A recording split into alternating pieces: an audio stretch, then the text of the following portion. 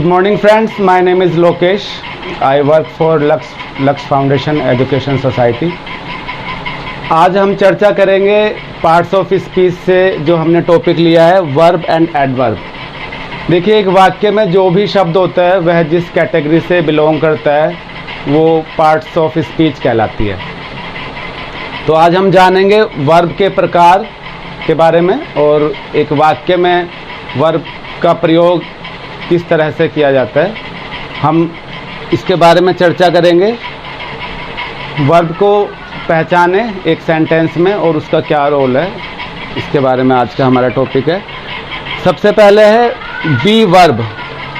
B verb वाक्य में दर्शाता है सिचुएशन, स्थिति के बारे में, किसी व्यक्ति की या वस्तु की दशा के बारे में, और समथिंग हैपनिंग, कुछ हो रहा है, उसको व्यक्त करता है।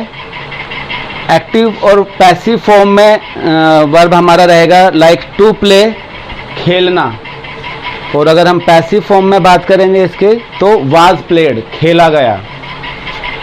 दूसरा हमारा वर्ब है टू गिव, देना। वाज गिवन, दिया गया। दूसरा हमारा है एक्शन वर्ब्स। एक्शन वर्ब्स विभाजित किए जा सकते हैं तीन कैटेगरी में: transitive verbs, intransitive verbs and ambitransitive verbs. सबसे पहले बात करेंगे ट्रांजिटिव वर्ब्स के बारे में। Transitive verb must take an object, always want something. Transitive verb हमेशा ऑब्जेक्ट की डिमांड करता है, ठीक है, हमेशा कुछ ना कुछ ऑब्जेक्ट उसको चाहिए। Like to work, we need something to work. To play, we need an object to play with. दूसरा हमारा intransitive verbs. Intransitive verbs does not take an object, वे ऑब्जेक्ट नहीं लेते, उनको ऑब्जेक्ट की आवश्यकता नहीं पड़ती है। It works as an adverb, ये एक एडवर्ब के तौर पर कार्य भी करते हैं। Like go, come, etcetera. Ambitransitive verbs, it can be transitive और इंट्रांजिटिव। ये ट्रांजिटिव भी हो सकती है और इंट्रांजिटिव भी हो सकती है। It depends on how it is used, ये निर्भर करता है कि उसका किस तरह इस्तेमाल किया जाता है। थर्ड है हमारा state verbs. For example believe, I believe you, I believe you are correct, मेरा विश्वास है कि आप सही हैं। Second, understand, he understands me, वह मुझे समझता है। तो यहाँ पे बिलीव और अंडरस्टैंड जो है, there is no action at all, just it is just in mind, ये केवल हमारे दिमाग में है, कोई एक्शन नहीं हो रहा है यहाँ पे, फिर भी यह एक वर्ब है। मैं सोचता हूँ, मैं समझता हूँ, तो ये स्टेट वर्ब है। These kind of verbs are called state verbs. Okay, next है हमारा linking and copular verbs. For example seem, he seems happy, वह खुश दिखता है, वह खुश लगता है।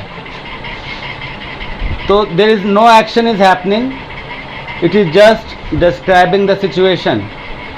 यहाँ पे कोई भी एक्शन नहीं हो रहा है, कोई भी कार्य नहीं हो रहा है प्रत्यक्ष रूप से, यह केवल स्थिति को दर्शा रहा है।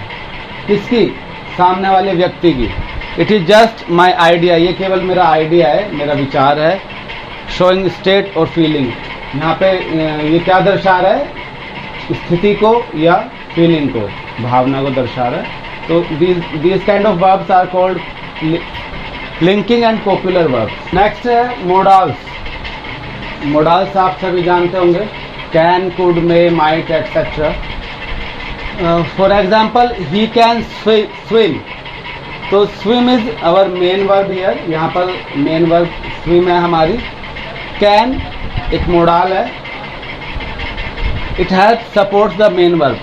मोडाल्स जो है मेन वर्ब को हेल्प करते हैं, सपोर्ट करते हैं to clarify the sense of the sentence और the verb itself. Each of the modals have a particular function, प्रत्येक मोडाल का एक पर्टिकुलर कार्य है, फंक्शन है। तो you should study about modals and their functions, हमें आपको पढ़ना चाहिए मोडाल्स और उनके फंक्शन के बारे में। अब यहाँ पे कैन जो है मोडाल्स है, मोडाल वर्ब है। शुड भी एक मोडाल वर्ब है। Should we use to recommend something, you should obey traffic rules. हम आपको सलाह दे रहे हैं, आपको एडवाइस कर रहे हैं कि आपको ट्रैफिक नियमों का पालन करना चाहिए, तो हम यहाँ पर शुड का प्रयोग कर रहे हैं एज ए मोडाल वर्ब।